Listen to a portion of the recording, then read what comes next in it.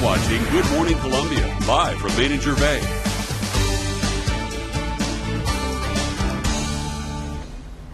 Guys, it's the third tenet of government and a near-perfect document outlining a new country with checks and balances to ensure that no one person or group could rise to power in the very monarchy that so many people died to escape during the Revolutionary War. Now the battle seems to be in for a seat with the Supreme Court with the nomination of Neil Gorsuch, an appeals court judge with a long resume and a few high-profile decisions.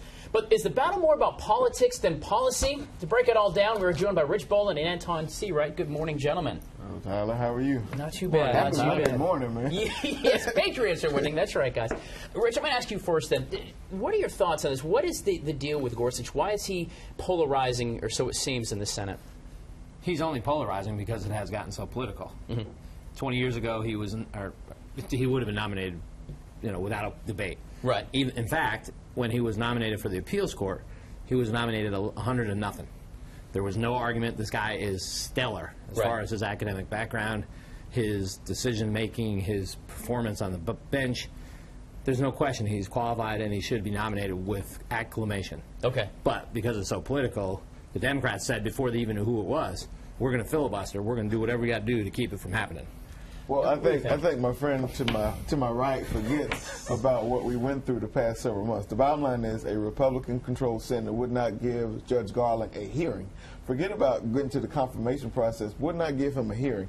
And I think Garland was probably one of the most moderate people that President Obama could have put forth to be on the Supreme Court. I think Washington is going to be Washington. The reality of it is that this nominee for Mr. Trump is extreme. Anyone who Donald Trump puts up for the Supreme Court will be an extreme. Otherwise, he would not put them up because he is not about trying to do what's best for the country. He wants to do what's best for Mr. Trump. I think we've seen that in all of his appointments, whether it's the non-qualified Betsy DeVos for Secretary of Education, and now we have a Supreme Court nominee. So I'm not convinced that he's the person for the job. I hope that the Democrats would do what the Republicans did just a few months ago.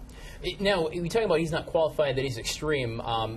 Judge Gorsuch, because he sits on the appeals court right now, he's made statements that he says any judge who's happy with every decision is not a good judge, that you should not let your opinions play into your decisions. Whereas I think it's hard for us to remove our opinions from a decision. I think all of us have said certain things to get to where we want to be, i.e. the president. He said a lot of things to a lot of people, like Mexico is going to pay for this wall. Well, that is not going to happen in order to get the job, and I don't think this nominee for the Supreme Court is doing anything different. Okay. Well, just for the record, Hillary Clinton, Chuck Schumer, Barack Obama all voted for Gorsuch last time was up.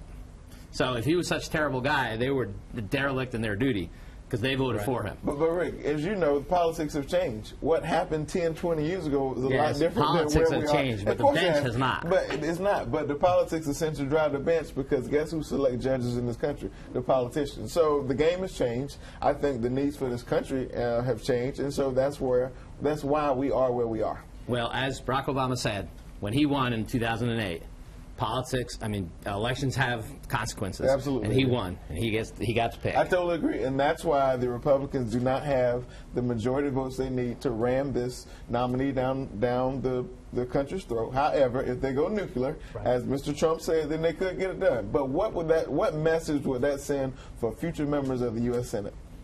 Okay, so we're talking about the nuclear option, of course. Right now, as it stands, you have to have 60 votes in the Senate to have a Supreme Court nominee approved. But the nuclear option, explain that for us, Rich. Well, that 60-vote margin is to end a filibuster.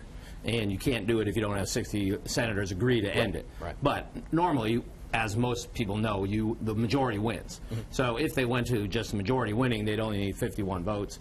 And if they change the rule and say you can't filibuster, and you can do that with a majority vote, then you really no filibuster, then they just need 52 or 51 of the 52 Republicans to vote in favor of it. But I think the real question is that the right thing to do?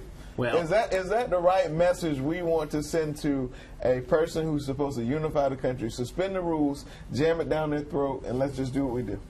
I know it didn't work real well for Obamacare. I agree with you that it would be better if we can get 8 of your friends over there on the left, my friends. And some of them have some serious concerns if they oppose this nominee, because as you know, the Supreme Court was a huge part of a lot of the electorate's decision to support Donald Trump. I don't disagree. I often said this was the most consequential election of our lifetime for the simple reason of the Supreme Court. All right, guys, I'm going to stop you right there. Antjuan Seawright, Rich Bolen talking about the choice or the nominee choice of Neil Gorsuch as well to the Supreme Court. We're not done with these two guys, by the way. There's another matter that seems to be on the tongues of everybody, the thoughts of everybody, and even in the minds of the appellate court, the ban on travel. We're going to break that down in a few minutes. Stay with us. We're coming back. Good morning, Columbia.